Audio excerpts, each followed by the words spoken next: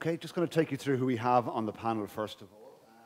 To my extreme right, and if I have the pronunciations wrong, please correct me, okay? And for all of you, Thywill Bankole is chair of the Fingal Ethnic Network.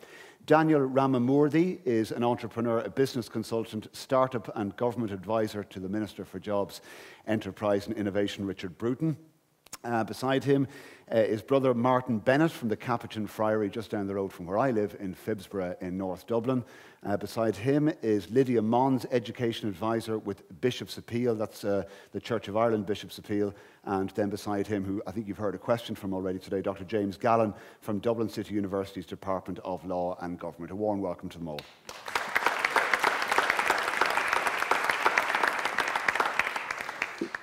If any of you have any questions throughout, please feel free. We'll bring the microphone to you throughout the discussion. But just for an open question, and to give all of you a chance, I suppose, to tell us a little bit about what you do in your everyday lives and in your jobs, can I ask you just, in terms of the general theme from today, how you define justice and what justice looks like in your day-to-day work? Thywill, can I come to you first? Oh, sorry, roving microphone for them too, yes. Okay, as has been said, my name is Thywill. I'm a pastor. I've been working with the Redeemed Christian Church of God and been in the country for 15 years. And over the years, I've been doing a bit of effort to work with a couple of people within the country in the likes of Barbrigan Community Forum, Policing Forum. And one of the major work that I do right now is with the Fingal Ethnic Network. We're trying to, the County Council feels that there's a need to hear the voice of the ethnic groups within the Fingal, and we are facilitating the voice and going back to the people and bringing it in a proper way across the board to the agencies involved in the likes of housing, in the likes of education and things like that. That's basically what I do, apart from pastoring. Thank you. Daniel? So 3 years ago, I threw my hands up and I said, I surrender, because God's got a great sense of humor. I hated this country. I'm sorry. I really wanted to go. I had no interest to be here. And then I put my hands up because God was clear and he says, you need to be here. And I said, do whatever you want. So I still have that posture every morning. I wake up and I say, God, you decide what's going to happen. So some days, because I know there was quite a few things rattled off there. So some days it looks like business. Other days it looks like advising the government. Other days it's teaching. Other days it's just having coffee with people who need a coffee. So every day is a little bit different. But that, in a nutshell, is what I do. And justice, of course, and I'm hoping to talk about this concept of Ubuntu, which I heard the phrase. I got experience a couple of years ago when I was living in Africa, but I heard a term for it, and I'm hoping we'll get a chance to talk about that, because that's the framework with which I approach the concept of justice. Just before I move on to Brother Martin, my own personal curiosity, what do you advise the government on? What do you advise Richard Bruton on? Entrepreneurship. So how do we accelerate businesses to grow, job creation, and ensuring that every part of society that wants to have a role in the change that is needed in this country gets to have that voice heard. We'll get you on Morning Ireland at some stage, I promise. Brother Martin, can you tell us a little bit about your work? Sure. Am I silent? Yeah. Which is a change, usually. As you hear, I'm Brother Martin. I'm a Capuchin Franciscan friar, which means we get to wear this stuff, and you always have an outfit for Halloween, which makes it very handy. Although you do tend to go with the same thing every year, so you need to know how to accessorize, I think I've been told. So I'm really speaking about justice in the sense of being a Franciscan is just as steeped in gospel living, in gospel values.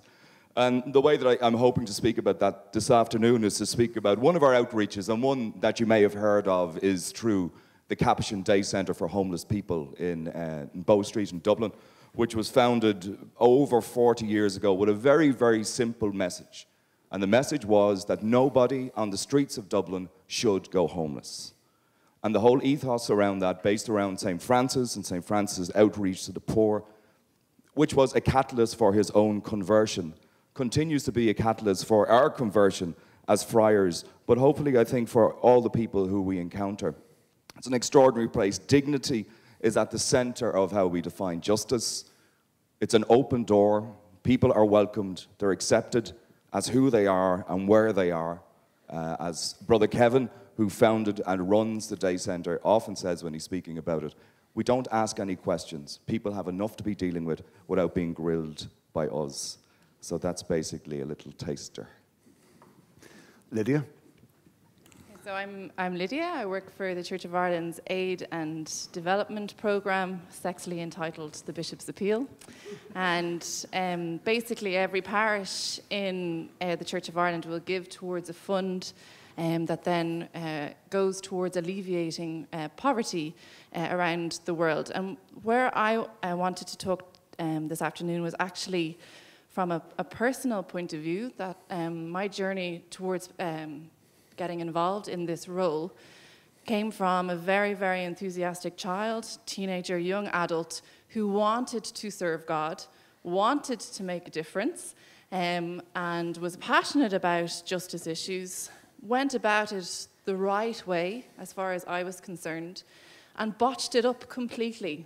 And a lot of the time, when it comes to things like justice issues, good practice when it comes to mission and serving God and going after what God's heart is for the poor, they don't coincide, usually because our best intentions are not good enough. So there has to be another starting point. So I'll be sharing a story from my personal experience, just so that you have an idea of somebody who really, really wanted to get involved in this whole area, as I'm sure everybody in this room, that's why we're here, but who just got it wrong, and then looking at, well, what should the starting point have been? And I think other panel members have already started to address that. And James. Hi, my name's James Gallan. I work in the School of Law and Government at a DCU, and my research and my work focuses on transitional justice, so a particular conception or type of justice, and that concerns how societies respond to legacies of serious human rights violations, so things like genocide or war crimes or crimes against humanity. So it would involve countries like Rwanda or South Africa, or countries where I've worked, such as Nepal and East Timor. And how do countries understand the need to respond to those serious violations? Do our ordinary expectations of justice, our justice system here, hold in situations of mass atrocity? And countries have found that they don't, so they've had to come up with innovative and imaginative ways to respond to serious and systemic injustice. So I do things that look at truth commissions, like they had in South Africa, and the issue of reconciliation. Is it necessary to reconcile in order to have justice? You'd look at things like the International Criminal Court. Should we be trying to prosecute everybody who creates serious injustice? And I teach on questions then of forgiveness as well. So the issues of justice and the issues of law and human rights, from my perspective, are necessarily and hugely imbued with Christian thought and with my own faith within that. So although it's legal work, although it's secular in nature, it's very difficult to separate it out from my faith and from what is truly important to me. Thywill, can I come back to you first of all? Many of the people who you would work with, a lot of whom, of course, are not originally from Ireland and would have hoped that by coming to Ireland that they would experience more justice, a more just society. Have they experienced that in Ireland? Well, most cases, I would like to put it in a relative state, in the sense that some have had wonderful support from the state and from their community in the likes of the accommodations that they get, and the likes of some other agencies telling them, the fact that they can make phone calls for issues like racial abuse, and getting someone to speak for them, or the fact that the law, or say for instance the guards would take cases up.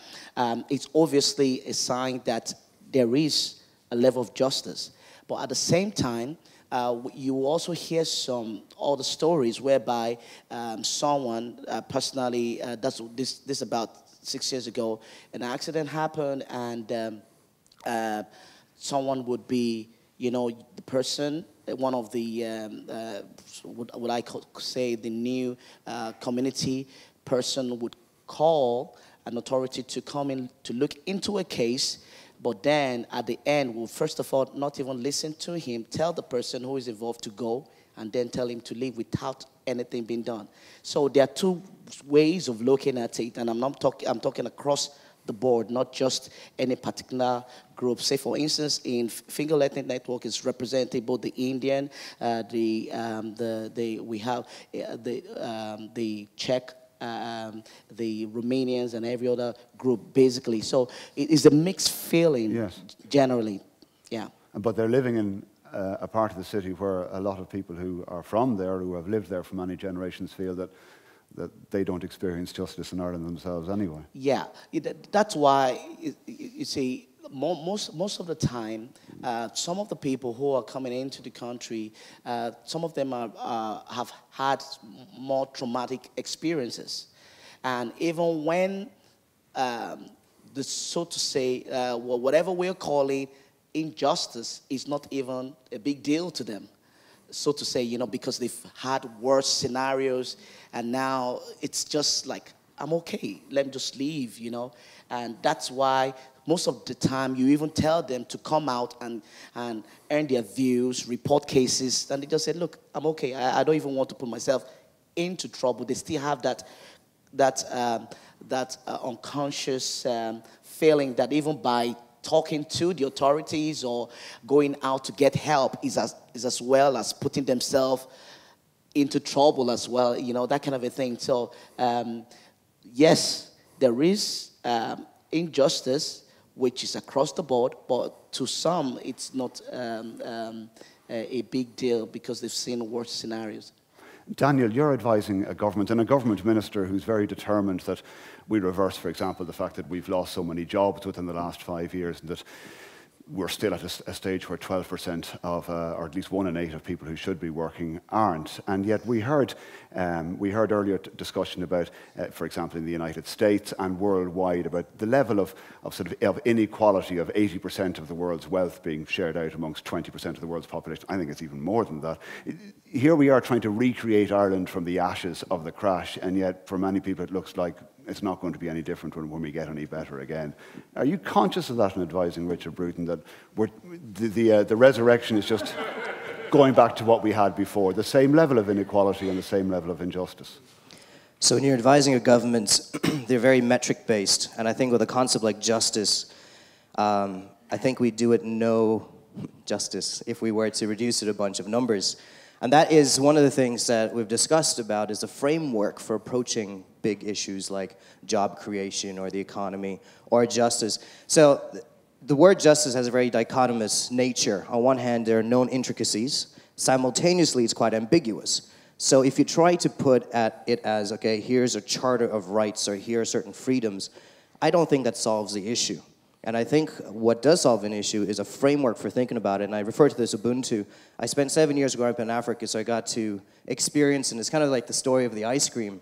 It's basically what it is, and I'm part of a choir called Discovery Gospel Choir, and Lydia sings in it. And they introduced me to the word Ubuntu. Now, it's been in circulation for a while, but basically what Ubuntu means is, what it translates to is, I am because we are. And I think that says a lot about the topic of justice. I am because we are. It's not I have because they have, or I want to have because they have. And I think sometimes justice, the conversation around it, gets reduced to those sort of things about salaries and perks and how many million Google's making over some other nonprofit. I am because we are is an issue of identity. And I think that's really what justice comes down to, is do we realize the worth and value in the people around us? Do we personalize, do we humanize the people that we are trying to work with? So that's one thing. The second thing is I am because we, so I and we. You can't define justice in isolation of the community. It has to be done in context of the community. So that's that's sort of the framework in which when we go and discuss in the government as well, is go, okay, how do we bring community thinking into a government that has to deliver certain metrics? I hate the conversation on just jobs, because that number does not solve anything. And I was talking to the Indian ambassador recently, and she was laughing at the fact that the Irish government celebrates every 20 or 30 jobs that comes through. You see it in the newspapers. And she says, in India, we create 5,000, 6,000 jobs. The local company creates 5,000 or 6,000 jobs. So there's some imbalance in just looking at metrics, and I agree with that thinking as well. So what I bring to the government is sort of a framework of how do we go about it in a way that is a little bit more intelligent. And I think Sean Mullins here from Third Space, I really like Third Space. Have any of you been at Third Space? Who's been at Third Space here? Look at all these hands, yeah. I really like Third Space and the concept, because we live in a world where they don't believe in a zero-sum mentality. So what that means is Google will win at the cost of everyone else. I don't like that way of thinking. I think Third Space celebrates the community aspect, and what I've recently put in last week, there was an entrepreneurship report that was launched by the Irish government. I was one of 7 that was involved in putting that together. And my section was specifically about co-working, this space where community comes together and celebrates each other. Social entrepreneurs, for-profits, non-profits, a fashion designer, the secondary school dropout, the retired 60-year-old who has his own funds to work with, the housewife who's at home who's got a lot of ideas that she wants to see played out. That melting pot is where I think the economy and the government should be spending time and effort on, is building those kind of structures with this Ubuntu framework rather than a metric-based, here's X number of jobs, here are salaries cut down, here's redistribution. I think that simplifies something that is really worth exploring at a deeper level. Martin, you were telling me a story outside about one of our guests at Rubicon from previous years, Peter McVerry, who when he was told about the €100 million that was going to be spent to fix the Newlands Cross roundabout, said, give that money to me and I'll solve the homeless problem in Dublin. It just seems like a remarkable dichotomy that you could spend money on something like that while it could be used to better good. Where's the justice in that? Yeah, it's a difficult kind of thing, but I think throwing money at homelessness is not going to take it away either. I really don't think that's the thing. It's about a mindset. It's about a community, as you said. It's about we. It's about that concept. Our centre is called the Capuchian Day Centre for Homeless People for a reason, because homelessness and poverty dehumanizes people. It takes away, we heard about identity, it affects people's identity. You're often seen as a homeless person and not the real person that's behind that. I think we need to change how we think and how we feel about homelessness. Obviously, money is very important. The Day Centre, for example, it takes €2 million a year to run it. We get 450,000 off the government, and the rest then comes from the generosity of people. Which is quite extraordinary because we don't have any fundraising team in the Day Centre. So every cent that's donated goes straight into providing the service. And even without a fundraising team, we're able to raise over €1 million a year from people. So you'd question the whole justice of fundraising teams as well on the other side of things. But I really believe in that. I really believe it's in the context of community and in context of realizing that the people who we are serving have an intrinsic dignity inside them as well. This morning I was at another conference, you think you have it hard, huh? On the Irish Bishops' Drugs Initiative. And one of the main themes of that is community. It's realizing that it's involving the community and educating young people about the effects of drugs. I was talking to a man in All Hallows College the other day who has worked for many, many years in the area of homelessness, and he said something quite radical, I thought. He said, we don't have a homelessness problem in Dublin, we have an addiction problem. And addiction keeps people in this poverty trap, in homelessness, in that cycle. But also within that, we can say, oh yeah, that's just a junkie, or that's whatever, or someone. I'd encourage people, maybe if you're in town, and Peter McVerry backs this up, it's very difficult to walk past people. There's something inside us, especially as Christians, that we want to give. generally, if you give money to somebody who is a heroin user or a drug user, you're actually giving it to a drug dealer. So you might as well ring up the drug dealer yourself and just hand them over the €2. Because that's where it's going to go. Now, these guys have an uncontrollable basic need inside them for this substance. So, but what the Bishop's Drugs things are trying to do is educate people when they're young enough that they don't, and as they say, they don't have to do this, it's not necessary. But Peter always says that, you know, it's a great learning experience, or as we like to say, an incarnational experience. If you go and you sit down beside them on O'Connell Bridge and have a look at the world from where they're sitting, you know, that people are walking past all the time, you only see people's knees. And like, how human and how valued do you feel in that? So I think the conversation needs to go in that direction. Yes, of course, if anybody wants to donate to the day centre, we'll happily invest your money for you. But that throwing money at it, I think, alone is only one part of it. And I know Peter didn't mean that in that sense. From the work that he's done, he very much believes in humanizing and giving that human dignity to people. Lydia, you've given me my next question, but you had a personal experience you wanted to tell me about, so this is your chance about how you got involved in the work that you're doing. Yeah, absolutely. So when I was 19, I went on a missions trip to Uganda that completely changed the course of my life. I thought I had come home, I didn't want to leave, I wanted to give up everything. But I went back and I finished my degree and I qualified as a secondary school teacher with the knowledge that I would bring a qualification and go back and be of some use. So when I was 23 and I had worked in Ireland for a year, I went back and the first place I went to was Swaziland. Swaziland is a little landlocked country in southern Africa that has a king with many, many wives, all with fabulous palaces, and it has the highest HIV rate in the world. And I went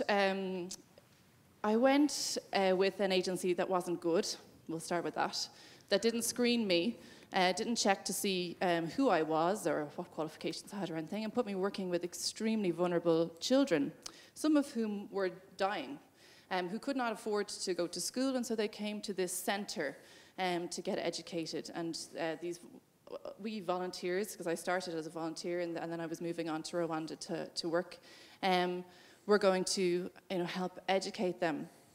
And I was teaching outside. It was around Christmas time, so it was over 40 degrees heat. I couldn't see with the white dots in front of my eyes from the heat. I don't know how they were able to learn anything. And so I thought the first thing I wanted to do was build a second classroom. So that's the first thing that I wanted to do. There was a problem. I had money. I wanted to fix it. I mean, anybody here would turn around and tell me that that's a bad idea? At the time I thought that's a perfectly reasonable thing to do. There is a problem, let's fix the problem. In comes Lydia. The second thing was on Christmas Eve, the schools had shut down, and that means that the children who are going to the school who receive their pap and beans, it's mashed maize and beans, every lunchtime from the school, that's oftentimes the only meal that they're getting.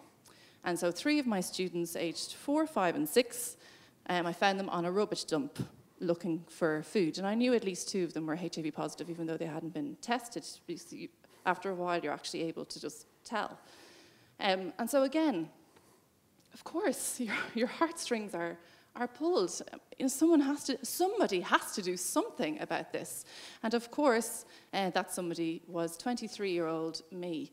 And I'd like to reiterate that my heart was to serve the poor. My heart was that God's heart is for the poor and he wants the best for them. But I also want to challenge you with this story that my starting point was my need. Was my need to see a difference. And it was my need to be in control of a situation and to fix it. And that's our kind of needs-driven culture here in Ireland. A lot of the time, I think that's how we operate. And then we validate it with a God that's obviously on our side. Because surely he wouldn't want to see anything different. But basically what happens is then I bring that family, there are 3 brothers, and their dad to the HIV clinic, get them tested. 2 of them are HIV positive. I buy them a mattress, I buy them nutrition. I was well educated. I knew that in order for them to start taking those drugs, they needed to have the right nutrition. So I bought them a week's worth of food full of milk products because I knew that that was very good. And then, you know, it was just got the dad a job working on the site to help build the school. All amazing so far. Pat me on the back as I go out. So, and can I just say that if I had left then, that's what I'd be telling you. I'd be like, I was amazing. I know I just rocked that place. I sorted Swaziland out. But basically what happened was the mattress and the food, they lived in a shed owned by somebody else. The mattress and the food caused massive chasms in the community with other people who were also living in sheds owned by the same person. So there was huge fights caused by the fact that when you're in a poverty situation and you jump in with no understanding and with no sense of listening or awareness to fix something, your good intentions can be catastrophic and you might never know. You might walk away and you might never know. So I was there long enough, bless me, to see the results of my actions. So that caused a problem. Then the man who owned the shed doubled their rent. And he was only being employed for a short-term project. Then the dad, if I had bothered to check, was an alcoholic, started to drink because he had money. He started to leave the children overnight, and then the children were taken off him and put in an orphanage. Okay? And that was my desire to help. And I'm going to say something very critical now, but a lot of the time, that is how the church operates, because we call it mission, and mission is separate from development or good practice, and because it's from God's heart, there doesn't seem to be any rules or regulations or structures. Now, obviously, some of you are going to come to me afterwards and go, actually, we have structures in place. I'm not saying that everybody does this. I'm just saying it's a problem within the church, that when we have this desire in our heart to move, do we also then go like critical awareness? And then this other thing that I really wanted to do is place in front of you, deep listening. A part of what I wanted to do was a no strings attached kind of a just give, and I called it grace. It actually gave the impression that nobody that I was helping had anything to offer me. I had nothing to learn. I had nothing to gain. I was sorted, and now I was going to sort everybody else. Now, if you had asked me and challenged me, I would have denied it. You know, I would have denied it. But at the same time, if the church in the West has nothing to give but money, if we took it away, we said, no, we're not going to give towards projects, what do we have to offer? What do we have to offer the church in the developing world? Okay, and so then, from that point of view then, what is our starting point? Sharon Kelly from Tear Fund is smiling away at me down there, because Tear Fund operate through the local church. They're one of the partners of the Bishop's Appeal Fund, and we love their work. But this idea of deep listening, this idea that no, you're not a means to my end. You're not going to fulfill my need to feel better about myself or to solve your problem. But just taking all of that away, I am going to be transformed by you, not the other way around. And that is the starting point, and I believe that is the starting point for the church, particularly in the West. I do have a further question I want to put to James, but I want to go from deep listening to deep questioning, because I think it's an opportunity for anybody who does have a question for our panel. I'll come back to you, James, just shortly. There's a microphone, Rob, if you can bring it around there. Anybody at all? Yes.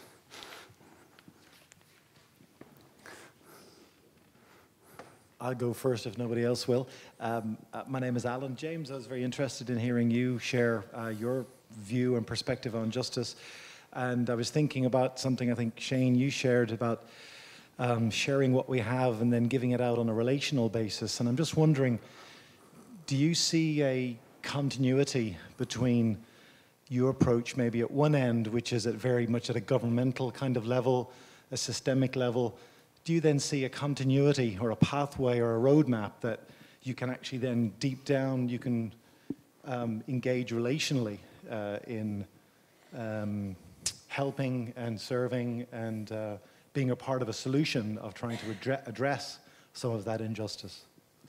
Thanks for the question. I think that's a really important issue, and a lot of the international organizations and states who try to assist after conflict or assist in development generally have recognized it. It's no good doing a strictly top-down approach because you miss all of the important detail and context. And the metaphor I use when teaching is in the 19th century, German foresters wanted to reorganize the forest. They said it's messy, it's too difficult to manage and all the rest. So let's create straight lines of trees. Let's clear out all the undergrowth and create straight lines of trees, and that'll look great, and it'll be very easy to manage for fires and all the rest.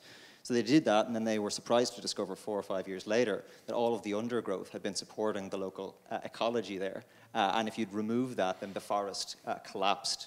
So if you tried to impose a one-size-fits-all solution from Brussels or London or Washington upon parts of the world that are radically different, why would we be surprised if they don't work? So the language that a lot of the organizations use is local ownership. Any project that's undertaken, whether it be a truth commission or education reform or government reform, has to be locally owned. Now that's a great start, but unfortunately we don't have a lot of tools for what happens when those local owners disagree. What happens when business disagrees with security, disagrees with civil society? What happens when we can't identify who appropriate local owners are, or people engage in graft and corruption as well? So I think we've recognized the problem. But in terms then of looking at it in a relational way, I think that's much harder. And states are, unfortunately, a lot less willing to do that. And they're less willing because it's costly, not just in terms of money, it's costly in terms of social and political capital.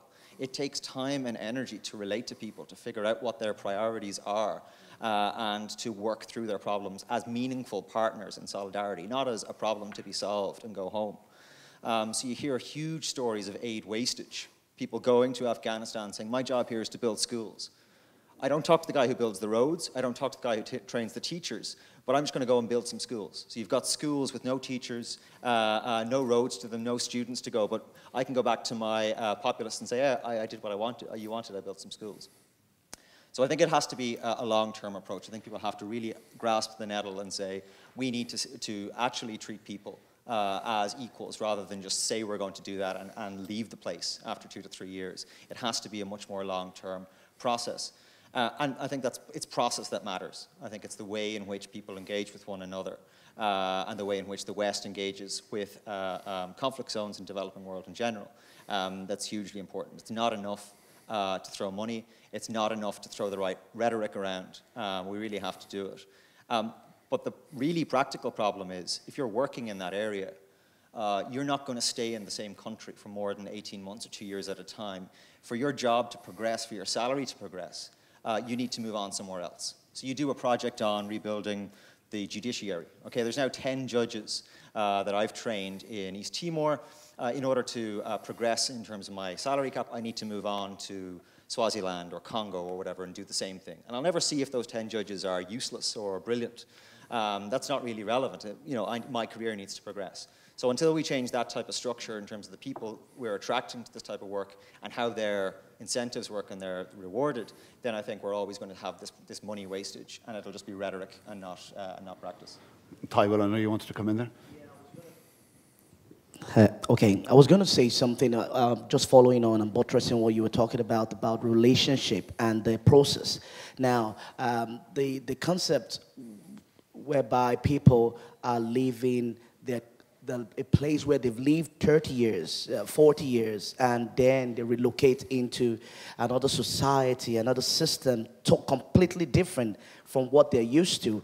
And then the policies are made not putting this new people into consideration. It's working, yes, it's working, but then because it's mainly solving a particular problem. And these people that are coming in, they have their own way of handling issues, just like taking a fish out of the water, or maybe you get a seal. Yeah, a seal would do very well in the water, but then he's not a fish, and then you begin to wonder how they could adhere to some certain rules or system that has been put in place. Say, for instance, as a pastor, I see some of my members now suddenly want to leave the church because they feel they're not going to be, their kids will not be given an admission into highest institution and things like that. I begin to wonder, where did you get that from? It's not even, there's no stated fact like that. And sometimes you begin to wonder, how can you help them to have this understanding? Another scenario would be an African person who, in their community, everybody is a father to a child. You know, a child walks on the street, you're naughty, they just get a smack. And you come back home and say, you know what, I gave the boy a smack, thank you. But you don't do that here. You probably get into jail or something. Now, that is the scenario, and this person now comes into a country like this, and is being told, you can't even smack your own child.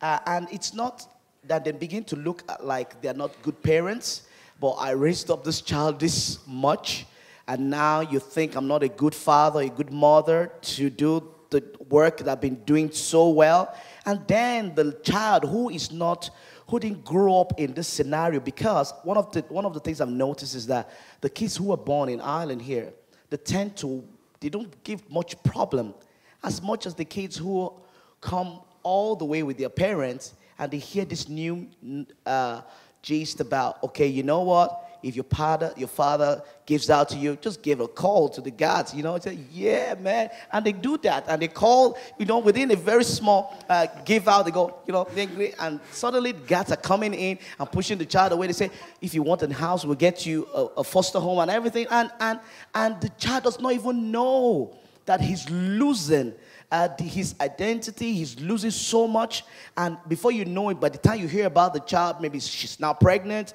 Before you hear about it, the guy is taking drugs because he's not exposed to things like this. And then we now ask ourselves, where is the justice? Where is it justice when it's not looked into in the context of the people who are now in the system? So that's one of the reasons why I would support the idea about getting to know just the people, not just a quick fix thing, but getting to understand how the mental approach to things generally works. What's the relational issue? The biggest challenge of any pastor right now is marital issues in Ireland. Why? Because of social benefits. We don't get social benefits where we come from. And now there's a money coming in regularly for the kids, and the father goes, I think I have to have a piece of the action. And the mother said, no, it's not for you, it's for the kids. And then you've discovered that the mother is using the money for something else, not for the kids. And the things go on, and the father would not want to lose his own man thing, because the father has to take care of the whole house. Mothers, you don't work, I just do it. And now suddenly they discover that the mother who they're supposed to look after, he's the one fending for the family. They just can't get it around their head. They're crazy about it. Where's the justice? I mean, I could just go on, and it's just, I don't know. We could spend hours on this one. Time for one more question from the floor. Yes, at the back. Yes, please, Cameron, sorry.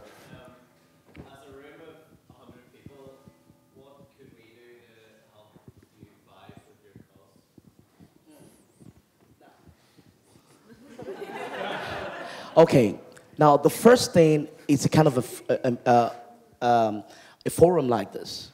It's more educational. You know, I come to some place and I go, you know what?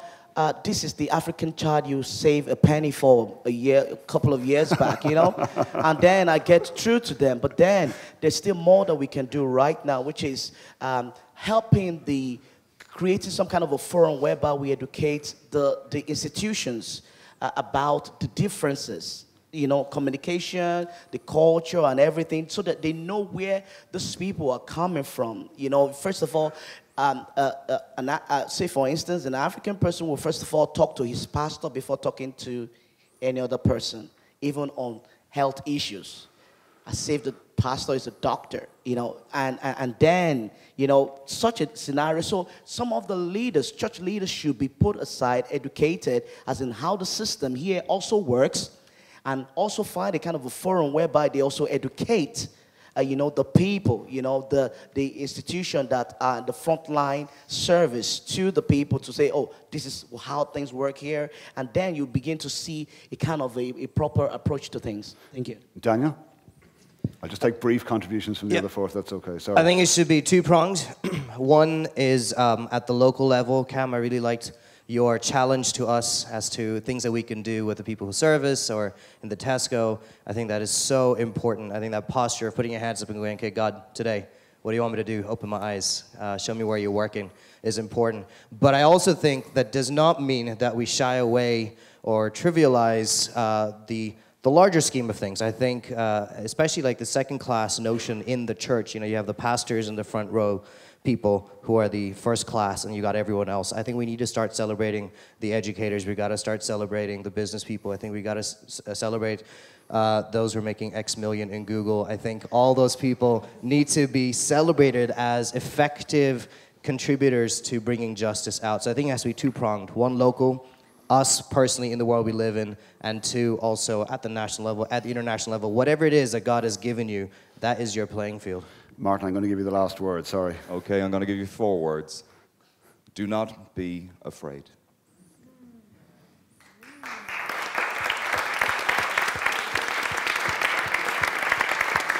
Thywill, Daniel, Martin, Lydia and James, thank you all very much. I'll speak to you all again shortly.